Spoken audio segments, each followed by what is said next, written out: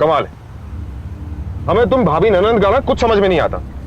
एक ओकेजन क्या आया, चल पड़े शॉपिंग करने के लिए। हाँ भाई, आज कोई सिंपल डे नहीं है, ब्रदर्स डे है, इसलिए रमा चाहती है कि अपने भैया के साथ शॉपिंग करे, है ना रमा? हाँ भैया, शॉपिंग तो बनती है ना। अरे भैया आगे देखिए। ध्यान से। अबे उल्लू के पट्टे। अरे भैया छोड़िए ना। अरे तुम ये दादागिरी ना अपनी बहन की शॉपिंग में दिखाना। अरे भैया छोड़िए, अब चलिए। चलो।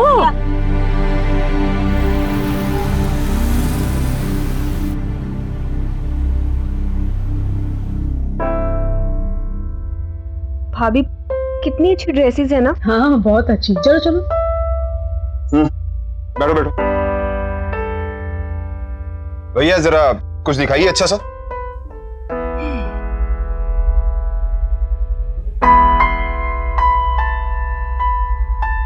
हाँ ये तो बहुत ही सुंदर है। रमा ये ट्राई करना, कितना खूबसूरत है। चल तुम ये वाला और ये तीनों ट्राई कर लो। लेकिन भाभी भैया भैया तुम्हारे मोबाइल पे बिजी है, तुम चलो ना, तुम ट्राई करो। चलो भाभी प्लीज आप एक बार भैया को बुलाइए। अच्छा रुक, मैं अभी उनको बुला के आती। ठीक है।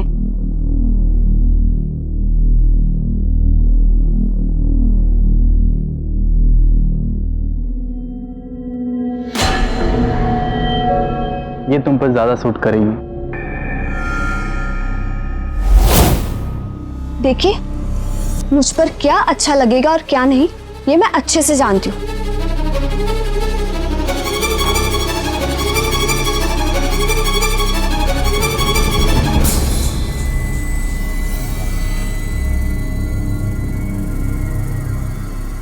ये दिखाना जरा।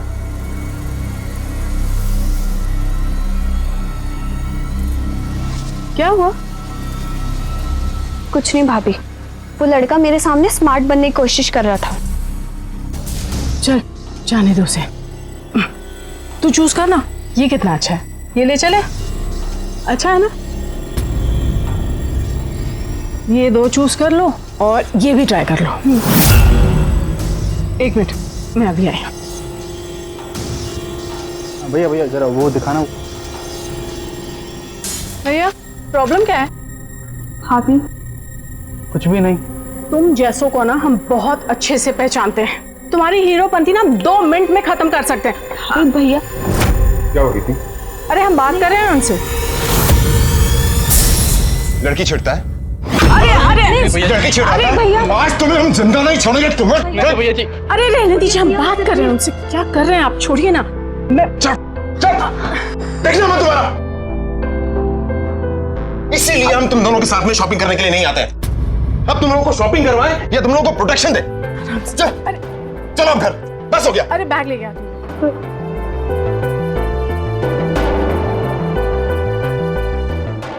ओफो, गुस्सा क्यों होते हो? वैसे भी एक जवान लड़की की जिम्मेदारी उसकी शादी से पहले उसके भाई की होती है, शादी के बाद उसके पति की। बस बहुत हो गया ये ब्रदर्स डे और भाभी डे। इसकी शादी करवाने का बंदोबस्त करो।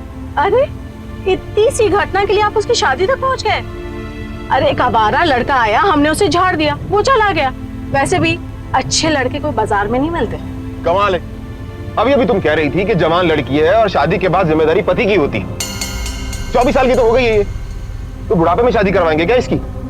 अरे लड़का ढूंढो इसके लिए।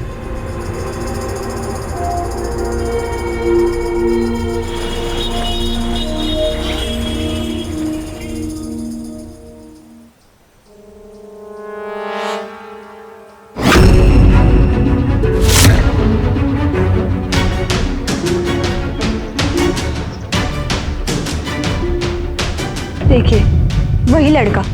अरे ये लड़का यहाँ कैसे पहुंच गया? लगता है हमारा पीछा करते करते यहीं पहुंच गया। चलो अभी इसे बताती हूँ। चलो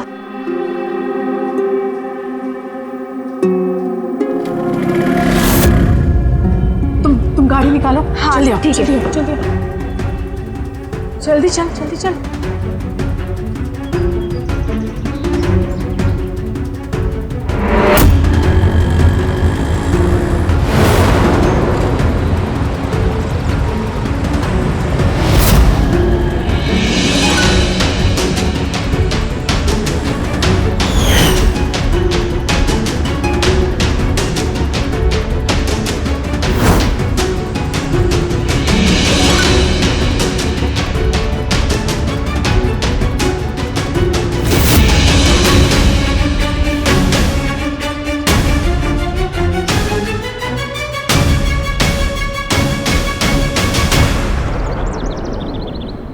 तुम यहाँ ठहरो।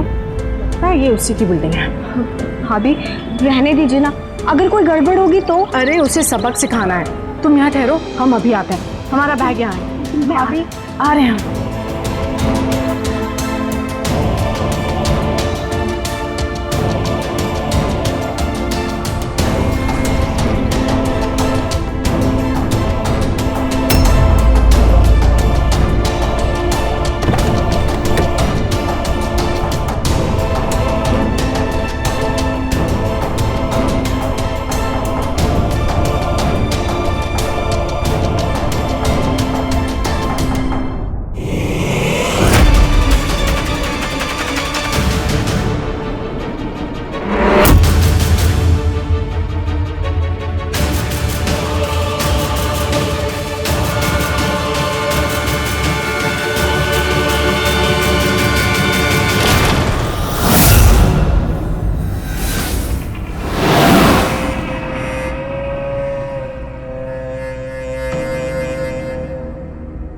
कितना इंतज़ार करवाया तुमने, जब से तुम्हारी शादी हुई है मिलने का मौका ही नहीं मिल रहा। शादी से पहले की बात और थी। अब तुम रहे हमसे उम्र में छोटे, तो हम तो आपसे शादी तो नहीं कर सकते थे ना। अगर ऐसा रहेगा तो हम जी नहीं पाएंगे, कुछ रास्ता निकालो। झूठ बोले तो कौवा काटे। इसीलिए तो हम एक प्लान बना रहे हैं। वो क्या कहते हैं ना, फूल प्रूफ प्लान। अरे ताकि तुम हमारे पास रहो और किसी को पता भी ना चले। वो कैसे? अरे प्लान ही सुनते रहोगे या कुछ? You fool. कहते हैं एक लड़की शादी के बाद दूसरा जन्म लेती है और माँ बनने के बाद तीसरा। ये दोनों ही पड़ाव दो अलग जीवन होते हैं। इन्हें बहुत ही सावधानी के साथ संभाल कर रखना चाहिए। लेकिन कीर्ति की तो नियत ही खराब थी। अपनी अय्याशी के लिए अपने गुजरे हुए रिश्ते को उसने अपनी शादीशुदा जिंदगी में घसीट लिया।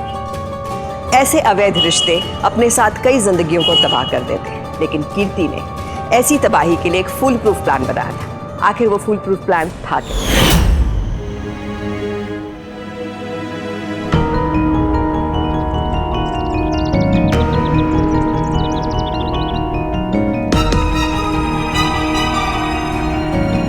क्या हुआ भाभी? हम बताते हैं, चल तो सही।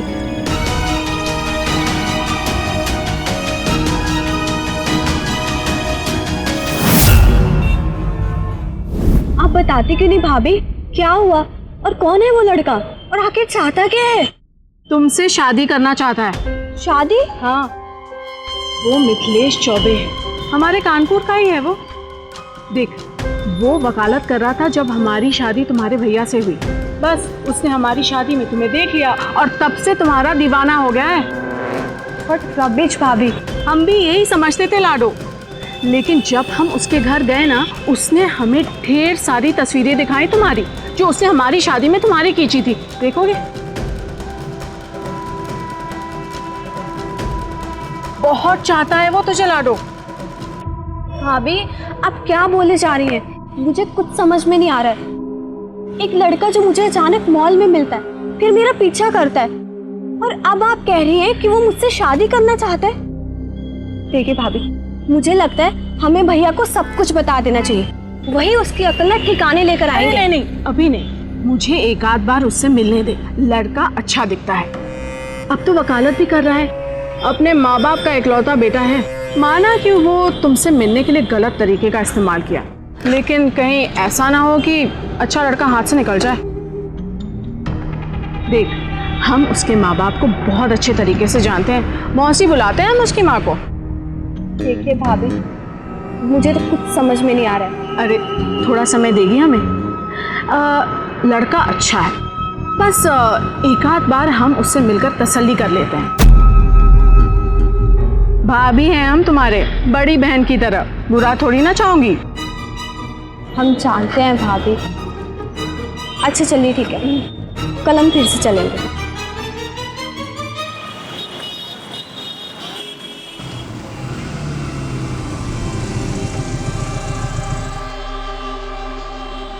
भाभी आप प्लीज उसे ज्यादा जोर मत डालिए। इस तरह से लड़का पसंद करना मुझे कुछ समझ में नहीं आ रहा। हम तो इस लड़के को अपने लाडों के लिए अच्छी तरह से परख रहे हैं। तुम यहाँ रुको, हम अभी आए उसे परख के, ठीक है? लेकिन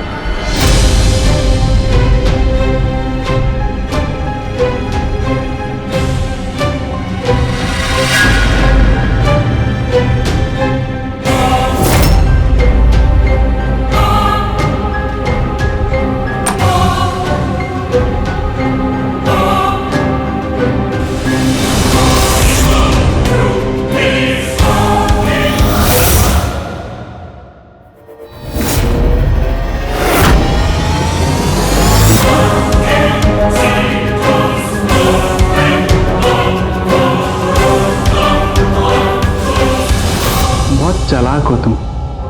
अब आगे का प्लान क्या है? कुछ भी तो नहीं।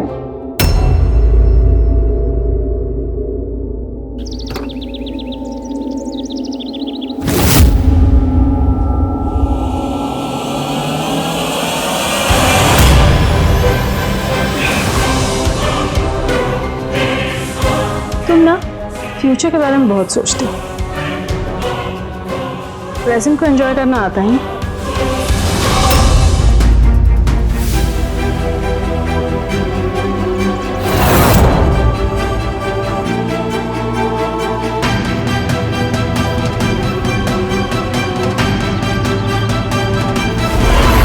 भैया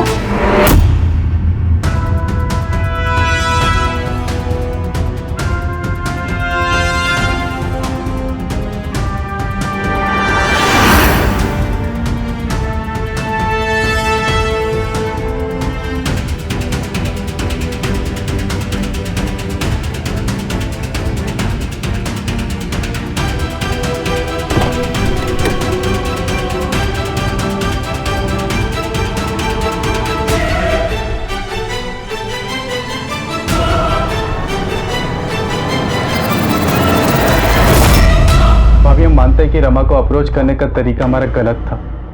हम तो उस दिन भी आपसे बात करना चाहते थे, फिर आप ही हमें पहचाने नहीं। फिर अविनाश भैया का गुस्सा देखकर हम तो डर ही गए थे। हम कसम खाते भाभी, आपके शादी वाले दिन ही रमा को देखकर हमें प्यार हो गया था। वो तो बस हम हिम्मत नहीं जुटा पाए थे, क्योंकि हम पहले वकालत खत्म करना चाहते थे, ताकि छाती ठोक कर हम रमा का हाथ आपसे मांग सके। अभी प्लीज एक बार रमा से बात करवा दीजिए। अरे अगर वो मना करेगी तो हम कुछ नहीं कहेंगे। अरे हम कोई नहीं होते हैं फैसला लेने वाले। रमा के भैया उससे बहुत प्यार करते हैं। भाभी हम इस शहर में वकालत की प्रैक्टिस करते हैं। हम तो घर जावे बनने के लिए भी तैयार हैं। देखो मिथिलेश, तुम एक अच्छे लड़के हो। अरे तुम्हारी अम्मा जी को हम मौसी बुलाते हैं, मगर इस मामले में हम कोई फैसला नहीं ले सकते। अगर तुम्हें रमा से शादी करनी है तो इज्जत के साथ हमारे घर आइए। भाभी भाभी प्लीज हमें अपना नंदोई बना लीजिए। हम रमा जी को बहुत खुश रखेंगे। आइंदा हमारी ननद का पीछा मत कीजिएगा, वरना हम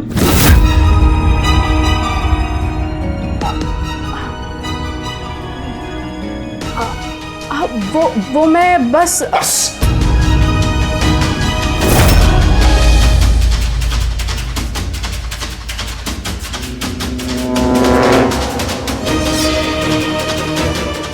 रमा। भाभी भैया नीचे इंतजार कर रहे होंगे, आप चलिए। चलो रमा।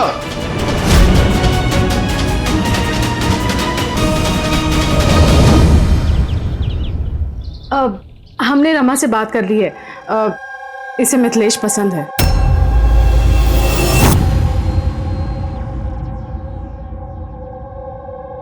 कमाते कितना हो? जी मैं तो वकालत की प्रैक्टिस कर रहा हूँ, लेकिन जल्दी बहुत बड़ा वकील बन जाऊंगा। हमारी बहन को खुश रख पाओगे? मैं तो घर जावे बनने को भी तैयार हूँ, ताकि आपकी बहन आपकी नजरों के सामने रहे। कीर्ति,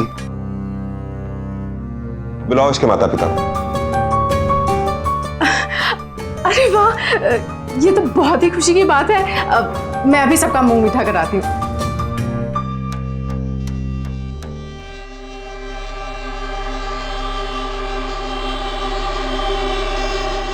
खुश हो? जी भैया। चलिए मुंह मीठा कीजिए।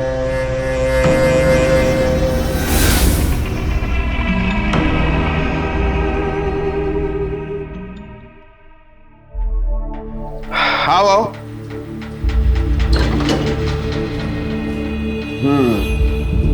मिथिलेश, ये हमारा ही घर है और आज के बाद तुम दोनों इसी घर में रहोगे। थैंक्स भैया। हमें लगता है ना लल्ला जी और रमा को हमारे साथ ही रहना चाहिए। ये घर लेके देने की क्या जरूरत थी? अरे कैसी बातें कर रही हो तुम कीर्ति? शादी हुए 1 महीना हो गया है, कब तक हमारे साथ में रहेंगे? और वैसे भी बहन और जवाई घर से जितना दूर रहे उतना ही अच्छा है। अरे अगल बगल में तो घर है। सही है भैया जी, अगर मिलना भी हो तो आ सकते हैं। वैसे दोनों घर की छत कॉमन है, जब दिल चाह दरवाजे से आ गए, जब दिल चाह छत से आ गए। क्यों भाभी जी? वकील साहब, जितना शक्ल से शरीफ दिखते हैं उतने हैं नहीं। चलो घर देखते हैं, आओ। रमा, याद है तुम्हें ये घर? आज रात हमें छत पे मिलना।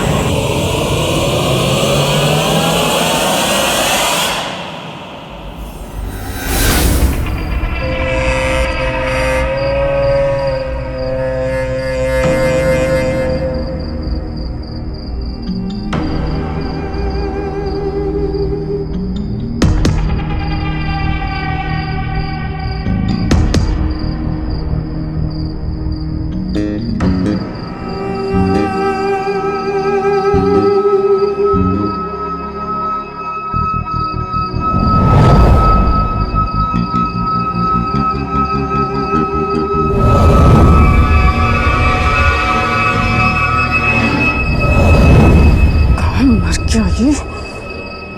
सुबह आइए लल्ला जी, करवाते हैं आपको नाश्ता।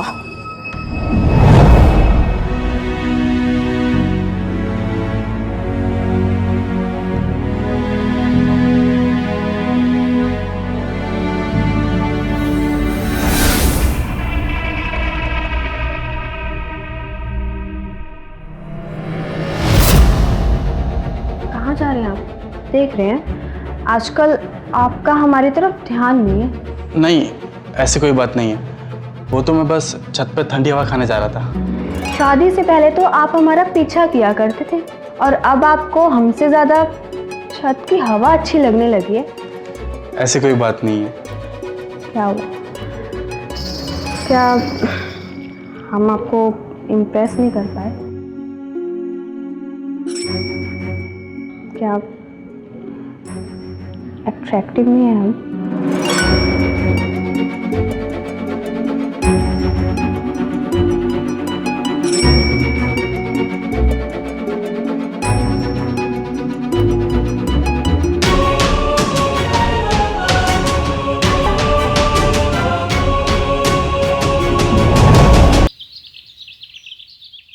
नहीं, बस हो गया हमारा।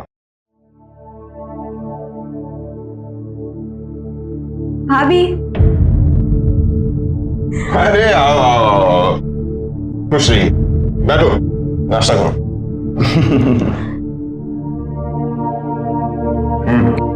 सच में भाभी, मिथिलेश जी बहुत अच्छे हैं, बहुत प्यार करते हैं मुझसे। कीर्ति, गुड चॉइस। अरे मुझे देर हो रही है, तुम लोग आराम से नाश्ता करो। और हाँ, नंदोई जी को अच्छी तरह से नाश्ता करवाना। चलो बाय। ठीक है, बाय भैया। बाय। ठीक से खा लो लल्ला जी, बहुत भूख लगी होगी। रात में अच्छे से नींद तो आए ना? क्या भाभी, आप भी? क्यों, इसमें क्या हुआ? लल्ला जी के साथ मजाक करने का हमारा हक तो बनता ही है। है ना लल्ला जी? बस अभी पेट भर गया। तुम्हारा तो पेट भर गया, पर हम तो भूखे ही रह गए ना। अरे भाभी बैठिए ना, ये लीजिए आप भी खाइए।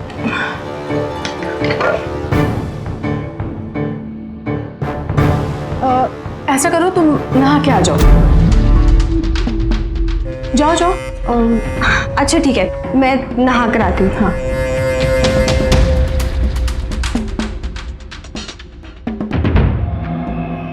तुम क्या हमको बेवकूफ समझते हो? सारी रात हम छत पर तुम्हारा इंतजार करते रहे और तुम। अभी अभी तो नए घर में शिफ्ट किया है, तो उसे अकेला कैसे छोड़ के आ सकता था? अच्छा,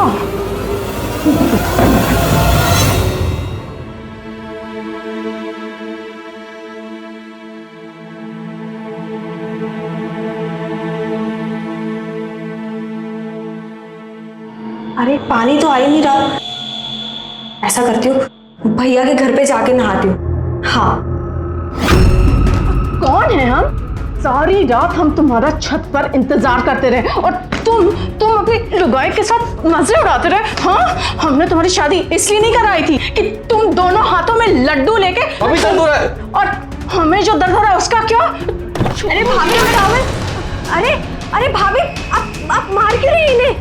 क्यों मार रही इन्हें भाभी? अरे लोई लगती है आपकी वो। अरे भाभी तो मार रही हूँ।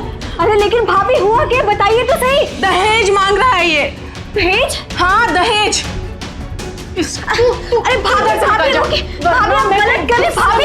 अरे भाभी रुकिए, भाभी आपको कोई गलत फहमी हो रही है। अरे आप ही सोचिए, अरे लेशी दहेज क्यों मांगेंगे? अरे तू अंदर जा, मैं अभी से ठीक करके आती हूँ। नहीं भाभी, मैंने कहा ना अंदर जाओ, मैं भी इससे बता कर आती हूँ। लेकिन भाभी रुकिए।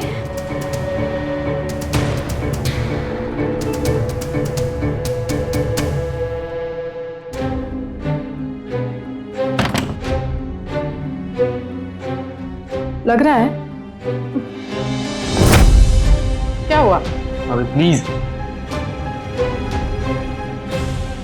पेट भर गया है या अब हम अच्छे नहीं लग रहे हैं? एक बात तुम कान खोल के सुन लो लल्ला जी, हमने ना बहुत सोच समझ के तुमको अपना नंदोई बनाया है। अगर ये रिश्ता हम जोड़ सकते हैं ना, तो इसे हम तोड़ भी सकते हैं। क्या सोच रहे हो? अगर हमें हमारा हिस्सा नहीं मिला ना, आज जितने जूते पड़े हैं ना, उसका खुराक डबल कर देंगे।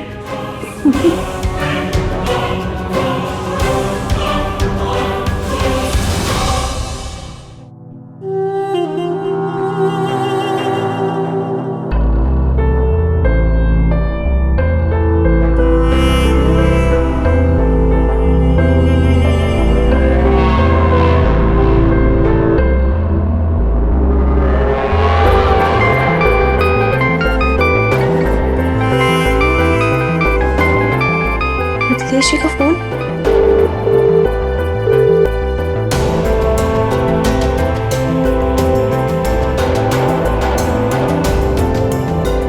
कौन सा चाबी से स्टार्ट करें हम तुम्हें?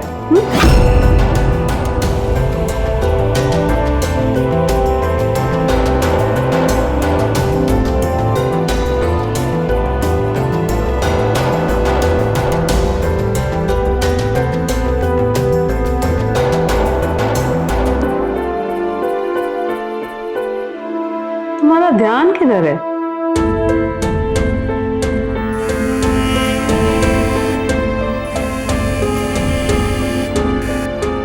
अरे फोन कट कर दिया।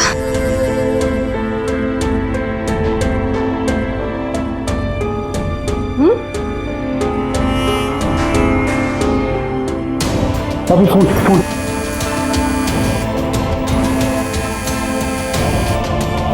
रहने दो फोन को, हमारे ऊपर कंसंट्रेट करो ना। भाभी टेंशन हो रही है, फिर रमा आ गई तो। अरे रहने दो।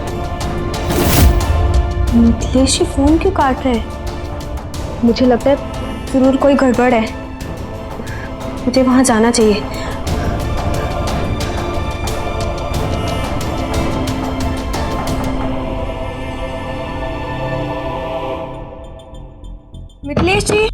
भाभी रमा गई, रमा। भाभी, भाभी दरवाजा खोलिए। मिथिलेश जी। अरे रमा, अब अंदर आओ ना, हम तुम्हें अभी बुलाने ही वाले थे। आओ आओ। अरे अब सब क्लियर हो गया है, अब हम ही बावले हो गए थे। लल्ला जी तो बस मैरिज गिफ्ट मांग रहे थे और हम समझ गए कि ये दहेज मांग रहे हैं ना। मैं तो आपको पहले से ही कहती आई हूँ भाभी कि मेरे मिथिलेश जी ऐसे हो ही नहीं सकते। और फिर आप तो इन्हें मुझसे ज्यादा जानती हैं, है ना? टेक केयर करिएगा लल्ला जी, आइंदा ये गलती ना हो।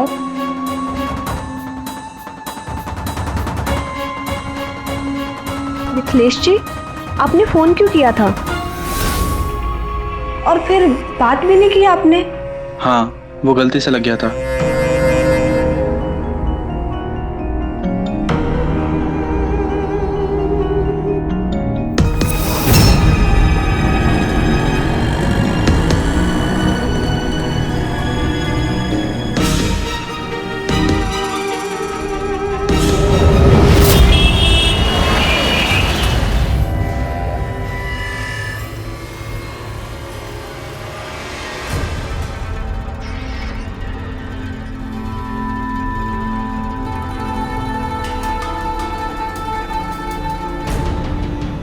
तुम यहीं बैठो, मैं देख कर आती हूँ। ठीक है।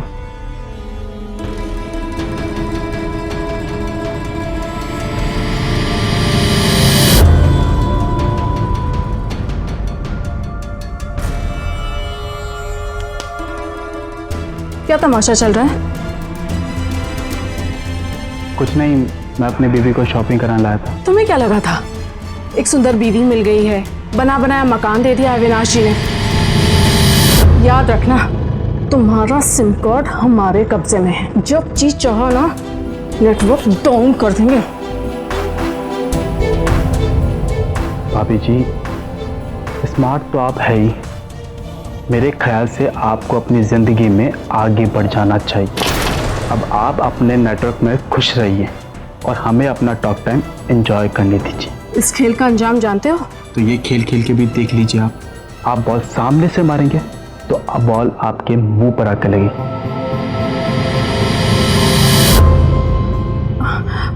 मिथिलेश, हम तुमसे मोहब्बत करते हैं।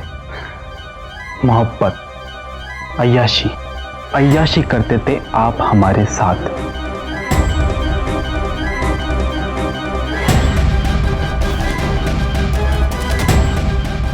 भाभी, क्या हुआ मिथिलेश जी?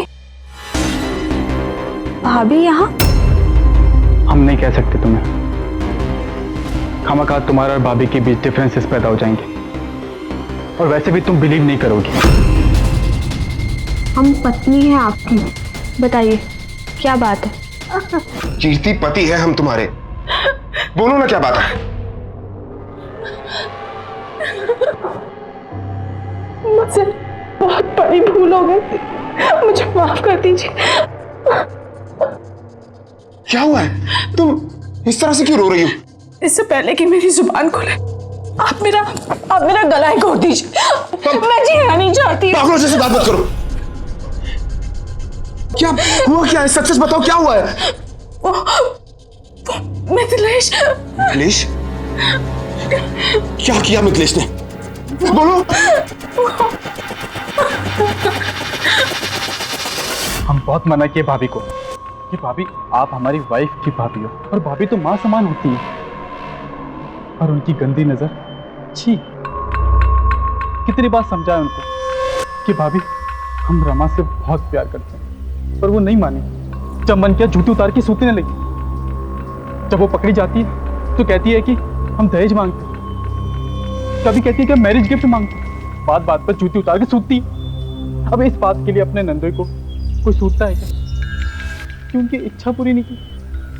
नहीं, हमारी भाभी ऐसी बिल्कुल नहीं, वो ऐसा कर ही नहीं सकती। बस इसलिए हम आपको इस बात में इन्वॉल्व नहीं करना चाहते थे। हम जानते थे कि आप हमारी बात पे ट्रस्ट नहीं करेंगे। हमने तो अपनी बात कहकर अपना मन हल्का कर लिया।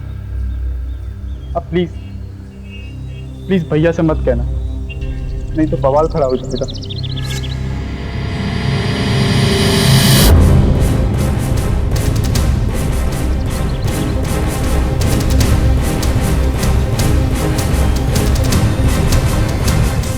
हमने तो मिथिलेश से अपने आप को बचा लिया, पर डर लगता है कि रमा का क्या होगा। कहाँ फंसा दिया तुमने हमें कीर्ति, कहाँ फंसा दिया तुमने। अब क्या करेंगे हम? आपको कुछ नहीं करना होगा, हम अभी जाते हैं, रमा को सच्चाई बता देते हैं। पागलों जैसी बात मत करो तुम। शादी को मजाक समझ रखा है क्या तुमने? फिर रमा का क्या करेंगे हम? उसे घर पर बिठाओगी? आपने ही तो मिथिलेश को सर पे बिठा के रखा है। शादी होती घर देने की क्या जरूरत थी? उसे अपनी जिम्मेदारी का एहसास होने दिया होता, उसकी तो ऐशी हो गई। रमा, हमने ये मकान बेच दिया है। एक्चुअली डील पहले ही हो गई थी, हमने पैसे ले लिए थे। अब वो लोग इस घर की पोजीशन चाहते हैं। तुम लोग ये घर जल्द से जल्द 1-2 दिन में खाली कर दो। ठीक है भैया, आप अपनी बहन को इस घर से बाहर निकाल रहे, कहाँ जाएंगे हम दोनों? वकील साहब ने शादी की है, इन्हें अपनी जिम्मेदारी का एहसास होना चाहिए। और वैसे भी हमें इस बात का एहसास हो गया है कि शादी के बाद बहन को मायके से दूर रहना चाहिए। मैं तो ये कहूंगा कि कोई मकान किराए पर देख लो, और हो सके तो इस शहर से बहुत दूर।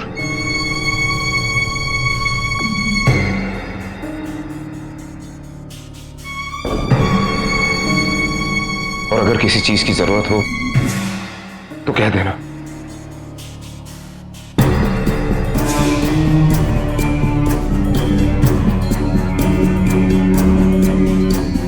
देखा, 100% ये तुम्हारी भाभी का क्रिएट किया हुआ प्रॉब्लम है। मैंने उनकी रिक्वायरमेंट पूरी नहीं की तो उन्हें हमें घर से बाहर निकाल दिया। नहीं, हमारी भाभी ऐसा कर ही नहीं सकती। हम भैया के पास जाकर सभी बातों को क्लियर करना चाहते हैं। यकीन नहीं है मेरा? मैं ये घर छोड़कर नहीं जाऊंगी। अगर आपको लगता है कि ये सब कुछ भाभी ने किया है, तो आप खुद ही जाकर ये प्रॉब्लम सॉल्व कर लीजिए।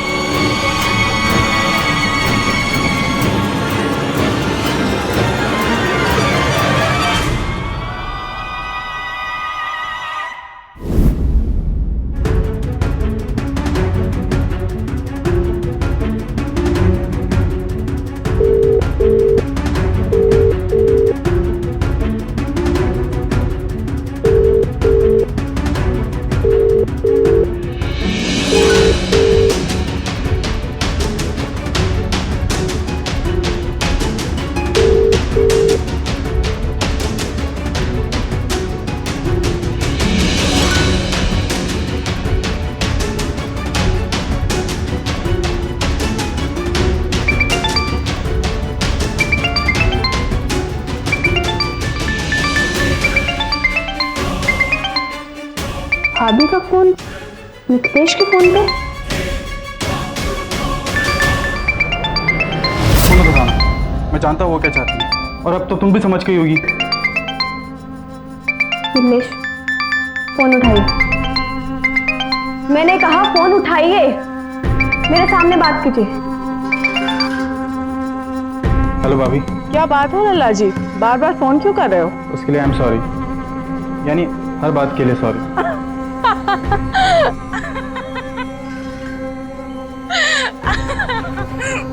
भाभी, आप जैसा कहेंगी हम वैसा करने के लिए तैयार हैं, बस हमें घर से बाहर मत निकालिए। अब अगर ठिकाने आए ना लल्ला जी।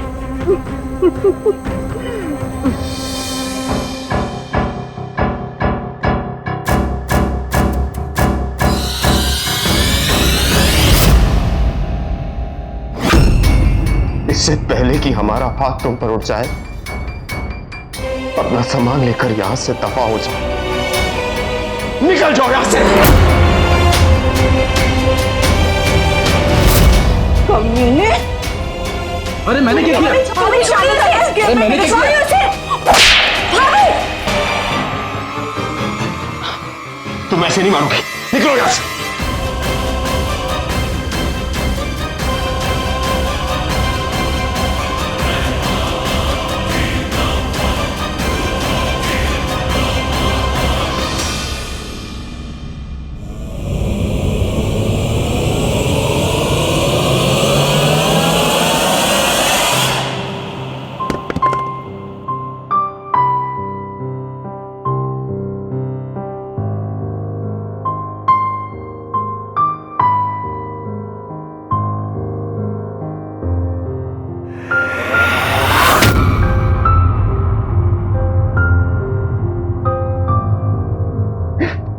मैं जानती हूँ भैया कि भाभी ने जो भी किया बहुत गलत किया, लेकिन अब से आपको अपना ख्याल खुद ही रखना होगा।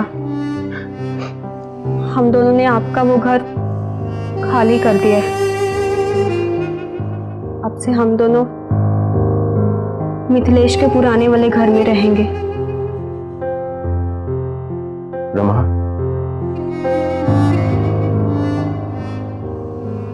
मैं चाहता हूं कि कुछ दिनों के लिए तुम और मिथिलेश यहीं रहो।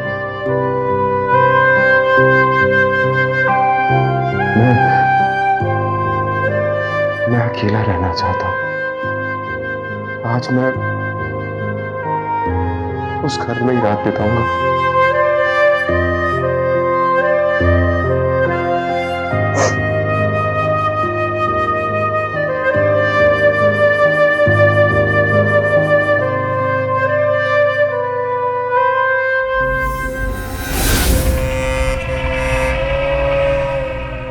अगर हमें हमारा हिस्सा नहीं मिला ना, आज जितने जूते पड़े हैं ना उसका खुराक डबल कर देंगे।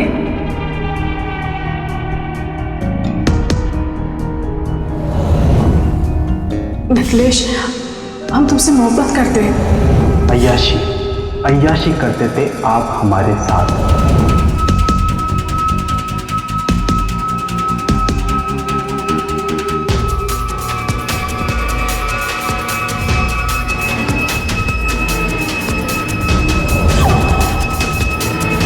तुम ऐसे नहीं मानोगे, निकलो यहां से।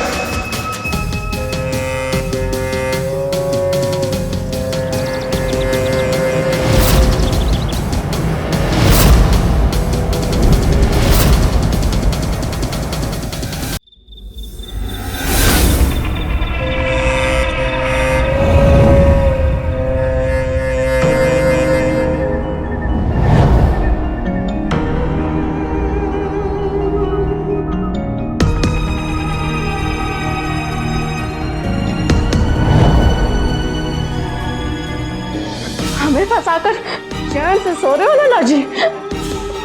और तुम हमें एक्सपोज करना चाहते थे, जबकि इस कांड में तुम बराबर के हिस्सेदार हो।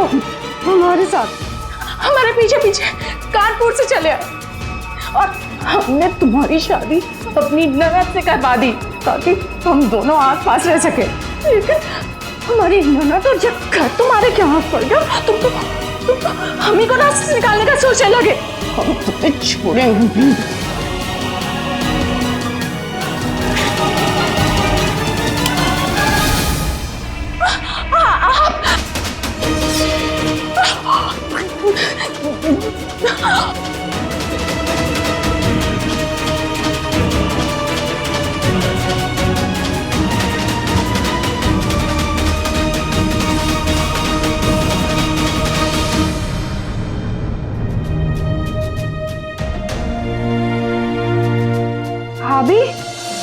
आप यहाँ?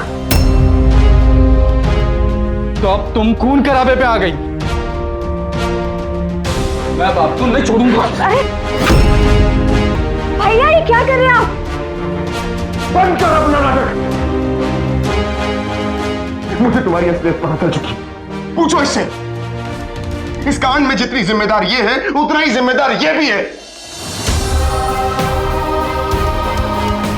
इसे और कीर्ति के बीच में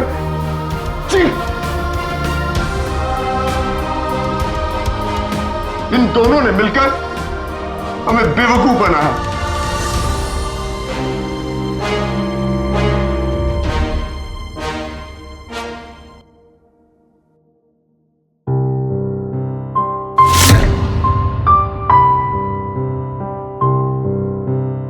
भैया निकल जा यहां से, निकल जा।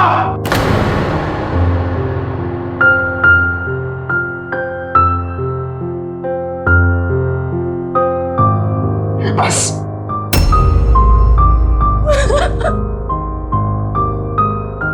किसी अवैध रिश्ते को निभाने के लिए अपने जायज संबंध को दांव पर लगाना अपराध को बुलावा देना है। ऐसे लोग या तो जुर्म का शिकार हो जाते हैं या खुद अपराधी हो जाते हैं। कीर्ति और मिथिलेश का रिश्ता भी धोखे पर टिका था और जुर्म पर आकर टूट गया। खुशी की बात है कि दोनों जेल में हैं, लेकिन रमा को हमेशा ये दुख रहेगा कि वो खुद मिथिलेश को क्यों नहीं परख पाई। अविनाश अंधेरे में था, लेकिन उसने कभी आंखें बंद नहीं की थी। उसने अपनी पत्नी और बहन का कभी बुरा नहीं चाहा था, इसलिए शायद उसे सच जानने में देर जरूर हुई थी, लेकिन उसने सख्ती और समझदारी से फैसला लिया। इसलिए एक भाई और बहन सुरक्षित है। हमारे पैरों के नीचे जो जमीन है, अगर वो खींच ली जाए तो हमारा क्या वजूद रह जाएगा। भरोसा भी वही जमीन है जिस पर रिश्ते टिके हैं। बेलगाम चाहतों पर अंकुश लगाइए। हमारे परिवारों की खुशहाली उसी में है, इसलिए सावधान रहिए, क्योंकि सावधानी आपकी सुरक्षा आपका। तो सावधान